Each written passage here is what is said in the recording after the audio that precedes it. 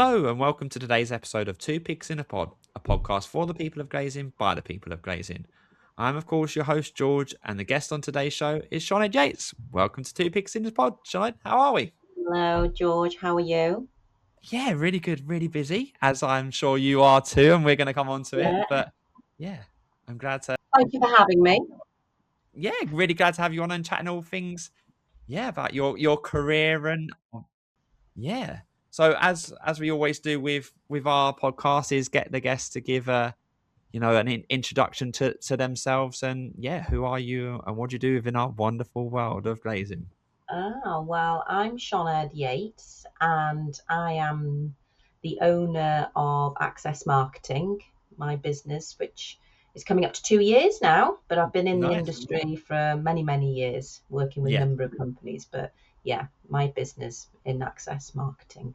Nice. And taking it back to the start, how did you get into our industry? It's the age old question we ask. Yeah, but what was your journey into our sector? Yeah, I think like many people in the industry, I didn't set out to come and work in the fenestration industry. Yeah. I fell into it very early in my career, as an apprenticeship actually, working Nice. with REHAU. So I started with them many, many, many moons ago when I was 16 and did an apprenticeship with them, and then ended up at the head office in Ross-on-Wye. So that's how my career started in fenestration, not by Nice. choice, but with an opportunity that came for me at the time. And I got to be honest, you know, then I was taken aback. Even then, I was taken aback with the people that was in the industry. It was Yeah. just the people were fantastic, which is probably what's kept me in it even today, I would say. Yeah, absolutely. Yeah, that's what I was going to say. What were your first impressions of the industry? Obviously, you said the people are the reason that's kept you in it for so long. But what was your impressions of the sector itself? Obviously, having no idea kind of what it was before you started. Yeah, it was more about the people, you know. Yeah, I was taken aback about even then, earlier on in my career, and it was just meeting so many people that actually were really passionate about the industry. yeah, And I was taken aback by that actually. And to be honest with you, they keep saying, don't they? I've heard it numerous people say it, that once you enter the fenestration industry, you never leave. Yeah, yeah, you might leave, but you always come back. You yeah. know. That's my role. It was got managed to get out, but yeah, it enticed me back, and we're still here now. Yeah, definitely. And I left the industry when I left REHAU to go and work with other construction building materials companies. Yeah, But I obviously came back many years later working for Al UK. So yeah, yeah, because I was at REHAU and then left, and then obviously went then. So it was interesting for me because I was in the PVC, and then obviously I came back into the alley world. yeah. And what did you bring anything, when you left the fenestration sector and you went to more the building product side of things, did you feel like you brought anything back to Ali UK, like you learned something a bit different about another part of the Yeah, wider construction industry that you brought back in? yeah, I feel like I learned a lot. I think as a character anyway, I'm just one for. I feel like I'm a bit of a sponge. I like to Yeah, learn. I like to learn and consistently want to know how things work and how to, improve those things. And when I left, definitely I had massive opportunities to learn so much more commercial strategic skills working with large companies. I worked with Cineat, which was called then Lafarge Plasterboard, yeah, and I learned a huge amount there. Strategic thinking, to think more commercially, and also it helped me build much more of my confidence. So when I came back, I felt like I had a few more feathers on my bow, and nice, yeah, I had a bit more armor and around me to protect myself around with my confidence while I built my career. But yeah, I definitely learned a lot of skills, and I felt like I definitely brought them back when I started working at Al UK. But also, Al UK gave me a huge opportunity. I was very, very fortunate that at the time when I joined them, I was given the trust to actually lead the brand and develop the brand. And, you know, I didn't singly do that, as part Yeah. of a team, but I think it's really what I was blown away around was the fact that I was given that trust to do it. Yeah. Um, so yeah, I've had some great moments in my careers. I have to be honest, some very highs and some pretty lows at sometimes, Yeah. haven't we all? Yeah, absolutely. Yeah, and speaking of Ali K and maybe before that Ray, how has there been anyone that's like helped you along your career? Like mentors or people that have really sort of that you, if there's a better place to do it is on a podcast where you showcase in your career. Has there been anyone that really kind of got you to where you are now? You're leading your own business, but back then that really helped you, set you on your Yeah, way. massively. I've been really lucky to have some real um, strong support for me over the years. Not Yeah. necessarily in the formal structure of a mentoring program, but just real, you know, the informal mentors. And Yeah, the go-to person. yeah, and I was really lucky when I went to REHAU. I came from the factory when at Amloch, and there was an opportunity to start as one of their marketing assistants. And then I progressed and ended up in the marketing communications department. Yeah. And the lady that headed up the marketing comms there was Sheila Normington, Yeah. and she was a huge, huge inspirational person for me. She No. taught me everything. And she was such a strong woman. Even you know, we're talking many years ago back. And I took so much from her. She really did help me to navigate my way within my own career, developing my career, having Yeah. the confidence. And she taught me so much. I owe her a huge amount, actually. And there's things even today that I do that she taught me back when I Nice. was like in That's my early amazing. 20s. Yeah. Nice. And going, there's like you said, there's been some lots of highs, but some lows. Has there been sort of challenges that you've faced? We're going to come on to Women in Fenestration Network that obviously you're a part of in a bit, Yeah. but being a woman in a quite a male dominated sector, were they the challenges that you face, or was there anything other, starting out in this industry that really sort of was hard and you got through? Yeah, and I think we've done. It's interesting actually because we did the survey for women in fenestration for Yeah. the development day, and it was just really interesting to see some of the key themes that are coming through that women are facing, that they have faced themselves, and Yeah. challenges. They're the same challenges that I faced, Yeah. and sometimes still do today. Just because I'm older doesn't mean that we don't face some of these things. And the biggest ones for me were the biggest challenges were around confidence, and the classic imposter syndrome that you Yeah. feel, and having to have a word with yourself that you are able to do what you're meant to be doing, you are good at what you do. And Yeah. you know and I think those things, and also being able to learn to find my voice, Yeah. in an environment where you you need the confidence, you need the ability, and for people to actually give you the opportunity to actually open your mouth. Yeah. So those kind of the key challenges that I faced over my career. I've had but I've had some strong people around me that have supported me to get through those. And I think that's why the Women in Fenestration Network, um the development day and what comes after that is Yeah. just, you know it's long overdue to have something like Absolutely. Yeah. this in the industry. I'm hugely passionate about it. I feel that I genuinely mean that when I say that. Yeah. Oh no, I know you are for sure. Yeah, and I would have absolutely loved to have had that something like that when I was younger. You Yeah. know, because when you have networking events, it's not necessarily about who you're going to meet that you already know. It's about the people that you're going to meet that you've never met before, Yeah. and it's opening the conversations and the opportunities and sharing experiences and hearing from people that you can sit there and go, yeah, I actually felt like that, that's Mm, not just me. And then you can have open conversations with people with that. I think that would have yeah. helped me massively back in the day. But I'm really excited about the event on the 25th. And also what comes after. And the response has been phenomenal, Yeah, phenomenal.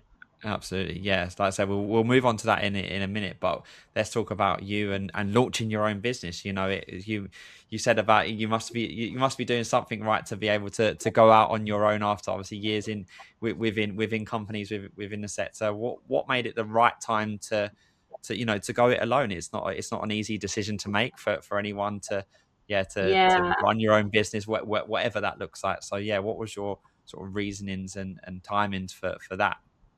I feel I got to a point where I wanted to do something for myself, and the Yeah, opportunity came for me a couple of years ago. I was leaving white sales, and I remember my husband saying to me, Sioned, here's the chance, yeah, grab it with both hands and go for it. no, And I'd always wanted to do it something. I'd always wanted to do something. I have a huge passion for just helping businesses grow. Yeah. no, And commercially successful and making sure that their marketing is aligned with the rest of the business and I'd enjoyed doing that with so many businesses that I've worked, and I yeah, wanted to continue with that with for myself with other yeah, businesses. And that's what I'm absolutely enjoying it. Don't get me wrong, George, I'm a classic person that sets up on their own business. Many people have done it, and they talk to you about how stressful it is, and it is, because one day you're yeah, on a high, the next you're on a low, but I wouldn't change it, and I'm loving having my own business and working with some no. really really great companies and people within the industry. Speaking of that work, what do you do? What obviously is a marketing.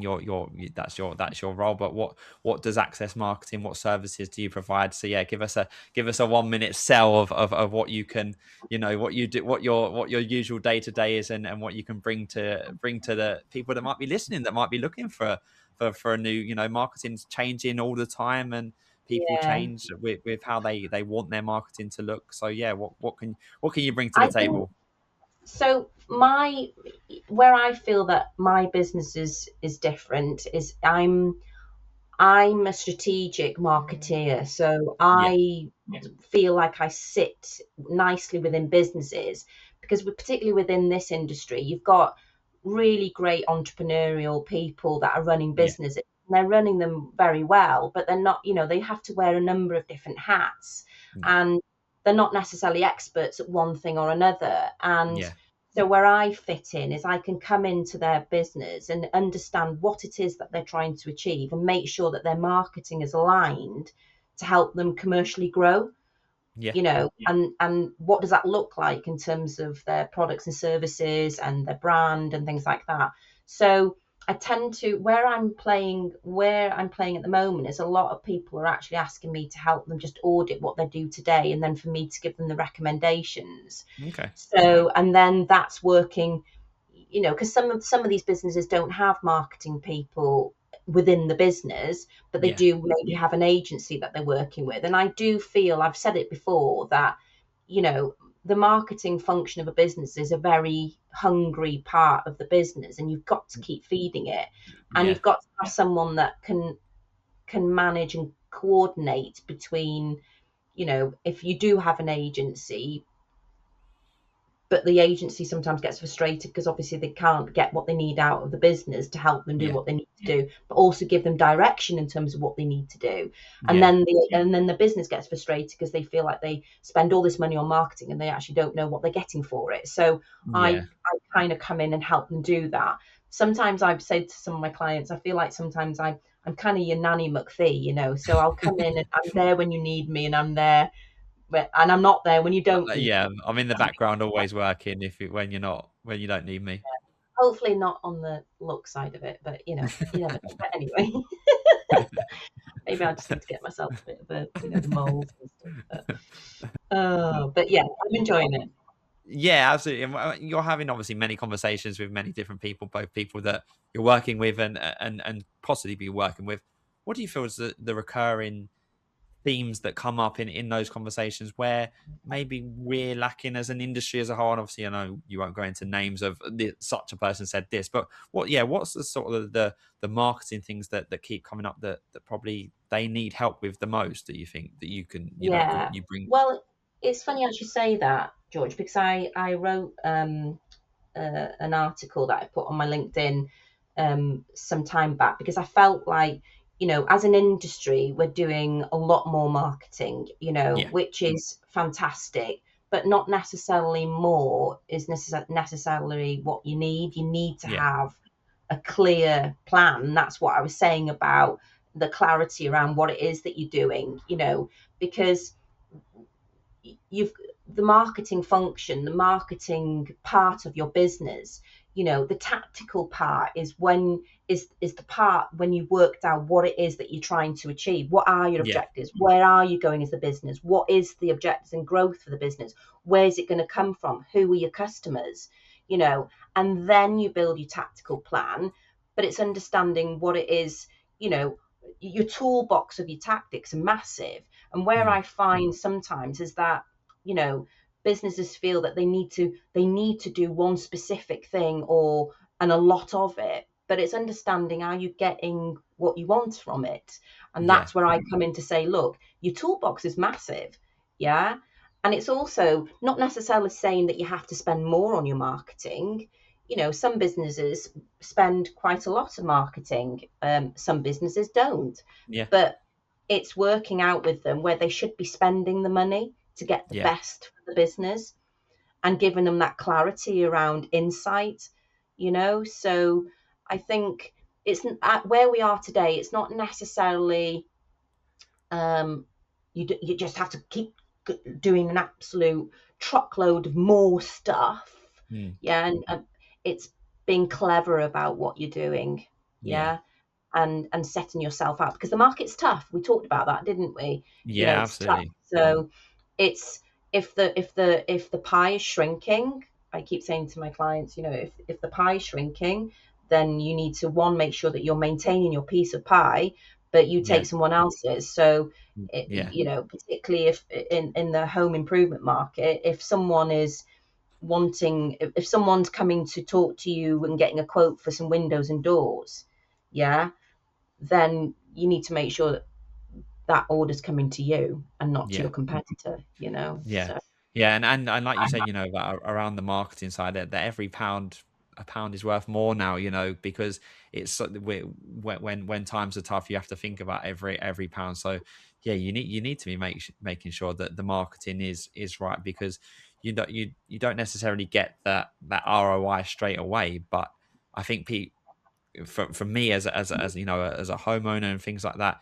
you soon notice when people don't have a website or a good website, or being able to it quickly becomes apparent who you would prefer to go to. And a lot of that is down to marketing, and is yeah, yeah, is having those conversations and saying that you do this. Yes, you're not, it costs money to do a new website and whatever, but the get the benefit of doing that will be apparent in the sort of medium to long term. Not necessarily yeah. might happen in the short term, but it's more, yeah, long term planning rather than sort of Massive. And it's about sweating your assets, sweating it. I always talk about turning the cogs, in the right place. Once you've got your foundations and you're clear, so this is our marketing strategy. This is what we want to do for the business, and this is your marketing plan, and these are the tactics that I'm suggesting you do, and there's a timeline, yeah, there's a budget and all that stuff. That piece is it. But you've got to get the front end right. yeah, And you've got to really think about it, what it is that you're trying to achieve, because then you decide what your tactics are. You don't do your tactics before you do your planning and your yeah, strategic thinking. And that's where I fit differently. I'm not an agency. I'm not a marketing agency. I yeah, I rely on, other people to support, and I work with agencies, and I do have access to some freelancers if I need to do some Yeah. specific work for clients, but my aim is to help them to grow their business, ROI things. And it's Yeah. not just the marketing, it's the sales side, it's the sales follow up, it's making that the funnel's working correctly, their Mm. conversions are working right, and getting them to think, right, if your conversions are sitting here, if you turn the conversions by X to Y, that would mean that you know you make extra cash. Because sometimes with some businesses, they think they're not getting leads, Yeah. inquiries, Yeah. yeah, but they are. Yeah. But they're sat in an email in an inbox that's been there Mm. for maybe 2 weeks. Yeah. You've got to keep being front of mind, and that process is really important. So yeah, I feel that's where I support businesses, is just being a bit of a nanny McPhee to help them. And I love it. I absolutely love what I do. Yeah, well, that was going to be, the next question is, what has been the most rewarding part of the last 2 years of going out on your own, and maybe some of the challenges. We're quite an, I think knowing you quite well, that you're quite an honest person. So yeah, obviously it's gone not without its challenges, but yeah, have there been some challenges, and at the same side, as there been any rewards for doing it yourself? Yeah, oh, totally. I mean, putting to aside, your own confidence, lack of confidence that I face probably much on and every other day. You just need to ask my husband that. But, I love the companies that I work with, Nice. and I like working with them because they have the desire to grow. Yeah. Yeah. And also when you work with businesses that actually see the marketing function as an important function for their business. Yeah. Yeah. Yeah. You That's half the battle. Massively. And when you get a call from someone that says, look, I'm thinking about this, or I'm not sure about that, can you come and help? Absolutely. And again, you know what, George, it's the people. I love working with people in this industry. you know Yeah. Pretty much everyone's really, really nice and helpful, and it just loves to work with each other. Do you know what I mean? Support each other, I Yeah. mean, as an industry. But Yeah, absolutely. yeah, I'm learning so much as well. I'm learning, Nice. having to run my own business, and getting into more detail than, when I was working as the marketing director at Al UK. You've got a team around you, haven't you? Yeah. So, I can play the strategic role and directing in terms of how we want to do things, and you've got the team to support, and we do it together. But sometimes it's like I've had to go back and what's the word? It's like get back on the tools yourself, which Yeah. it, there's nothing wrong with that, and I'm actually really enjoying it. And Nice. so yeah, it's opened up massive, massive opportunities, and it's opening different doors for me too. Nice. So, but it's still stressful. One of those doors is, we've already mentioned it, but Women in Fenestration Network, for those that don't know about it, and I don't know, if you don't know, you should be knowing about it. But yeah, can you Yes. can you give us an idea of what it is? Obviously, this is going to be next week as we're recording. So yeah, what's it all about? Yeah. So basically, Women in Fenestration Network is a network for women to come and help build them their confidence, connect with other women, and learn and get the opportunities. It's also going to be, we're going to be launching the mentoring program also, Yeah. all the things, like I said, that would have benefited myself back in the day. Yeah. And it's going to be a room full of women that are excited to drive this, and encourage more women to come into the industry, support each other, and help build careers for people that want it in the industry. Nice. But Yeah. it's also, what's really important for the women in fenestration is that it's, we want to encourage all women within the industry, not just and when I mean that, I mean in terms of roles, Yeah. so it's not just typical maybe leadership roles that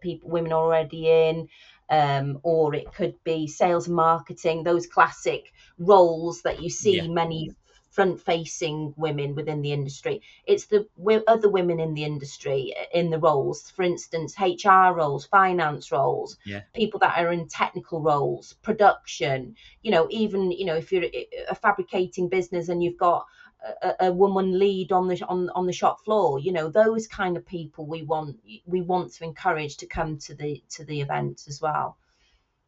Nice. And that showcases the industry, right? It's obviously a women in fenestration event, but the roles that you've just shown there that are in our industry, that's good for the whole industry to showcase what roles we have, right? Regardless of gender, that's a massive showcase of what we can do as an industry. We Yeah, spoke on this podcast about trying to get people into the industry, whether it be man or woman, but that there's your answer, right? Of where we are as an industry and yeah. what we can offer.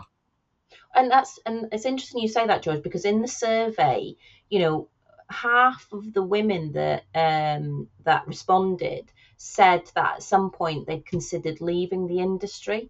Wow. Yeah. Yeah. So what we need to do, next week event is the start of Women in Fenestration Network. Yeah. There's so much more that comes on the back of it. It's the start of something for us. And it's a way of trying to make sure that we, build the confidence of the women already in the industry to help them grow, but also encourage more women to come into the industry.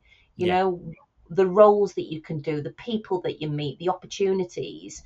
So I think we have, again, a responsibility as, you know, encouraging the next generation to come through. Mm. Like Yeah. I'm chairing the debate, and it's just really wonderful to see some real strong inspirational women from different Absolutely. backgrounds, Yeah. that we're going to have a chat about their own experiences. And Yeah. it's going to be important for the audience, the women in the audience, to actually recognize themselves in these women and see them as inspirational women to help them. Yeah. So yeah, I'm really, really looking forward to it. Yeah, nice. And has it given you the confidence, or do you think it will give you the confidence post next week of obviously being one of these people that have been in the industry a long time, and you're probably going to be on the mentoring side probably, and helping that next generation? Like you said earlier about you don't always have the confidence in yourself. You have to sort of g yourself up. But do you feel like if you're given a mentor or something like that, that actually is gonna sort of, help you out as well to show that Yeah. I've done a pretty good job. I've had a pretty good career in our sector. Yeah, definitely. And I'm keen to support, being part of the mentoring program as well, and being part of the Women in Fenestration Network, is to support, you know, as much as I can. But also, yes, of course, it's going to help me build my own confidence as well, Yeah, just being within that space and having conversations. Um, but yes, absolutely. I'm desperately wanting to help the next generation of women to feel inspired and confident in the industry, and just to say, when they feel certain things, I can clearly say, look, you're not on your own, yeah, and this is how I dealt with it, and why do it's recommending doing this or doing that, yeah, and suggesting this and suggesting that, and just being there for someone to talk to, you yeah, know. yeah. Nice. And what do you think? That I'm sure you've got loads of plans, obviously with Sarah and yourself going forward post 25th of June. But what impact can this have? It feels like we or Women in Fenestration are building something really positive and well needed. Like you said, it's been a long time coming. But what impact can this really have on the industry as a whole post the 25th of June?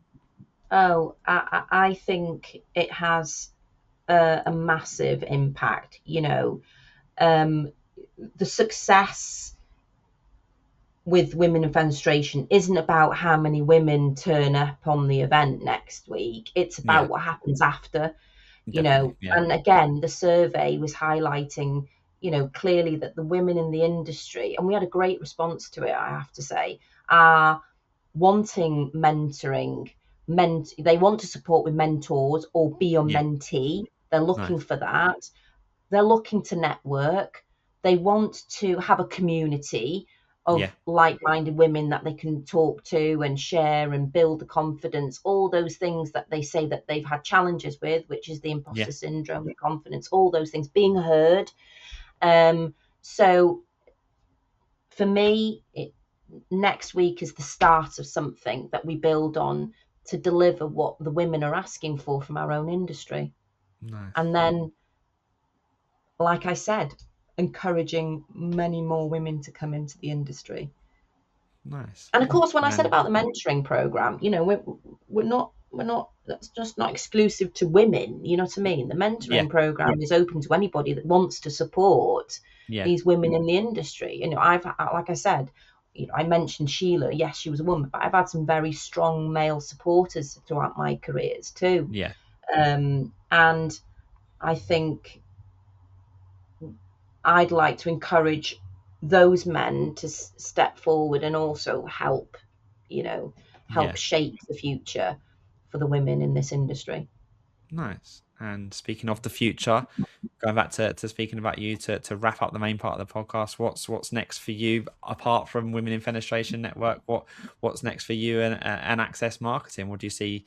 Yeah, we've got obviously a fit show on the horizon and things like that. But yeah, Yeah. what's the plans that you're allowed to talk about? For me, it's still about growth. You know, Yeah. I unless I was to win the lottery tomorrow, George, you know what I mean? But We all that's hope. highly unlikely.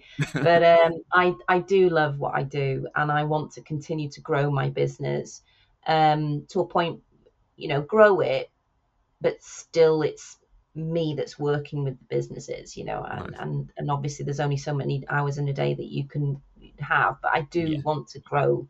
I want to grow my business, and I want to build partnerships. I want to build strong partnerships with the businesses that I work with and see that success. Yeah. I've already seen it with a number of clients already in terms of the impact that we've made together by focusing on specific things around their marketing, which is just wonderful to see. And I just still want to continue supporting the industry, however that looks like. Women in fenestration is definitely one of them, and I want to get involved with that. Yeah. And just anywhere else that I can support and help this industry, you know, thrive and grow. Nice. And finally, to wrap up the main part of the podcast, you say you've been in the industry quite a while now. What keeps you so passionate, motivated? You can tell you're still massively have love for our industry. What keeps you, even on the bad days when things are not going right? What keeps you, yeah, keeps you going on the bad days to say, yeah, I want to stick at this industry. It's worth sticking in. Yeah, I mean, of course, the industry is everything to do with windows and doors, and it's all the technicalities that come with it. But ultimately, for me, what I love is it's the people. Yeah, I Yeah. love the people in the industry. I think Yeah. it's. I think we're quite. I think we can we say we're a bit unique like that. I don't know, but I feel like it's a family. I've always said I feel like it's like a family, dysfunctional sometimes, but it's a family. Yeah. And Yeah. I think that's what keeps me here. It's the people, it's the opportunities it brings, um, and the networking and the people you get to see and meet. Yeah. So that's Nice. what keeps me going. Perfect. Well, thanks very much, Soned, for. And talking to people like you, George. Wow, thank you. I was trying to fish for that little compliment there. Got it. We got there in the. Yeah. So we're going to move on to our this or that round now. So if you've seen our previous episodes, it's just, yeah, I'll ask you a question and yeah, it's this or that. It's nothing. It's just industry stuff or Oh, stuff that just to get to know Sinead a bit more, outside of the day-to-day role and yeah, what you think of. So yeah, first thing that comes to your head and we'll we'll, oh, we'll that's a go bit from there. dangerous. That's a bit dangerous. That is. So the first question is, do you prefer being in the office or do you prefer being out on the road? I I do like being out and about, meeting my Yeah, clients for sure. nice. Which is pretty hard when you work for yourself and you work from home. But Yeah, I do like to be out and about. Nice. Are you an early starter or a late finisher? Or I'm sure with you probably both. Both. It's definitely both at the moment. Mm. Yeah, you already said there's not enough hours in the day. Do you prefer a city break or a countryside retreat? Ooh, city. Nice, nice.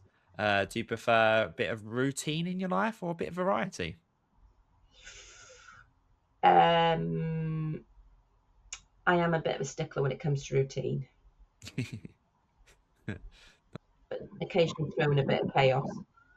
Do you prefer being always on time or always prepared if you had to pick one? George, it's one of my biggest pet hates, right? I have to be on time. It's I on time. Have to be on Yeah, time. nice. Are you a risk taker or you're a risk manager? I'm definitely a risk taker. Nice. All in. Do you prefer listening or talking? Well, until you ask. Both. I, I'm a. I love listening, but Yeah. I'm pretty sure that you know me by now, and a lot of the people know me I like to talk to. Are you a one big goal person where you have one big goal or lots of small wins to get you to that big goal? I think I'm probably the big goal. I see. Yeah. I've got to go for it. I've got Yeah. it. I go. Yeah. The marketeer's brain in you, the end goal. Yeah. Well, you're always working to a deadline in marketing, aren't you? Exactly. Yeah. So Yeah. one way or another. So it's like, yeah, go. Nice. And lastly, do you prefer trying something new or perfecting what you know? Oh, I always learn something. I love to learn something new. I love it. Like I said to you at the beginning, I'm like a sponge. Yeah. Yeah. Best way to be, I think. Right. So for the last part of the podcast, we get guests to give a shout out to people. It can be people in the industry, out the industry, friends, family, whoever you want. So yeah, who are your shout out or shout outs for? Well, I said earlier on, I want to give out a shout out to Sheila Normington for being the woman that she was to me Nice. back when I was at REHAU. I will Yeah. forever love her for that. So she gets a shout out. And I could not give a shout out to my husband because he's my biggest supporter and rock. So yeah, he gets a shout out. And I have to give another shout out finally to my good friend also, um, uh, Nikki from Fit. I love her to pieces. She's been a great supporter of me. And Sarah Yeah. Coop too from Dialogue. She's just an absolute gem, and I've known her for many years. So strong women Yeah. and a Yeah. compliment. What a perfect way to end with, yeah, with that. Yeah. Thank you, George. Yeah, thank you very much, Shona, for joining us on Two Pigs in a Pod. I think it's been a long time coming to get you on, but yeah, so obviously to hear about your career and everything in between, and yeah, of course, women in fenestration, like we mentioned, it's been yeah amazing, and yeah, No, very much looking forward to seeing it in action next week, and yeah, I whatever know. comes out of it, and in the future. Well, I'll see you next week at Pigs then. See you next week. Yeah. Well, thanks so much everyone for listening, and again, thanks for Shone for coming on. You can find Shone's episode and all our others on our website www.peopleinglazing.co.uk, on our YouTube channel at People in Glazing Society, and also available to download on Amazon Music, Apple Podcasts, and Spotify. And whilst you're there, please don't forget to like and subscribe to make sure you never miss an episode. So thanks again for tuning in, and see you for another episode soon.